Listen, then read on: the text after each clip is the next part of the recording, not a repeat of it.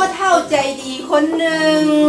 พ่อเฒ่าคนนี้มักย่างไปลิ้นสวนสนุกอยู่ในสวนสนุกมีม้ามุนและรถไฟเหาะอยู่กองรถไฟเหาะมีโตเม่นตัวหนึ่งกำลังนอนกลนอยู่เม่นตัวนี้เป็นหมู่หักกับตัวกบห่อลายโดดลงไปหนองน้ำดังปุ้งอยู่กลางหนองน้ำเต็มไปด้วยดอกบัวที่กำลังบานเก็บเอาดอกบัวงามๆนี่ไปใส่ในโถดอกไม้กิ้งกระดึ๊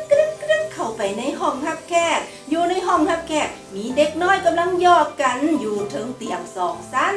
อยู่ข้างๆเตียงสองสั้นมีปื้มบักไล่หัว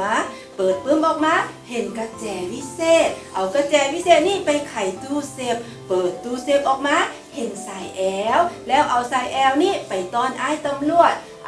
จกำลังยืนย้ำอยู่ทางมาลายพอเท่าสวนสนุกมาหมุนรถไฟเหาะเม่นกบหนองน้ำดอกบัวถั่วดอกไม้ห้องแขกเด็กน้อยเตียงสองสั้นปึ้งกระแจตู้เซฟสายแอลตำรวจทางมาลาย